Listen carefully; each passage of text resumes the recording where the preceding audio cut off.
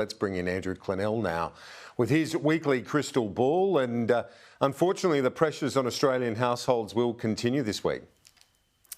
Look, the biggest political story of the week will be on Melbourne Cup Day, with the Reserve Bank expected to make another decision to raise interest rates. I'm afraid to say that after the annual inflation figure came out at 7.3% last week, despite several interest rate rises, I am predicting a 0.5% rate rise. If that does occur, the cost of living crisis facing the government will amplify even further. Last week's budget adopted the market economist assumption of an official interest rate of 3.35% by the first half of next year as the peak. We are at 2.6 already, so that only leaves room for another 0.75% in rises.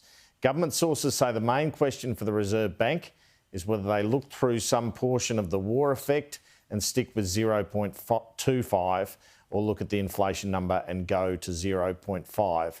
But I'm told it's line ball, Kieran. And energy really front and centre again this week.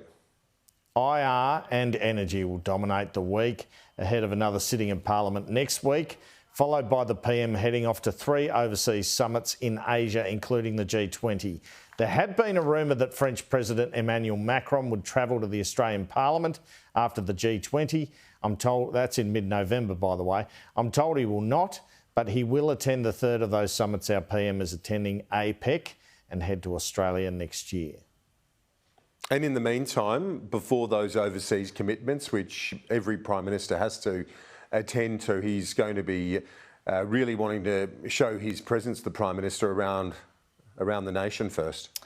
Yes, he's travelling around the country, Anthony Albanese, this week to sell the budget, with most of his focus on the childcare subsidy changes that are benefiting people. He'll visit Melbourne and Adelaide. The opposition leader will campaign on the cost of living in Queensland and New South Wales. But it's got to be said, Kieran, that the way the energy crisis is looking, what we've reported this morning, the Australian Energy Regulator telling governments they need to cap prices by the end of November if they're going to cap them to have any effect. I'd say there'd be some domestic duties when the Prime Minister is overseas to attend to on the energy front.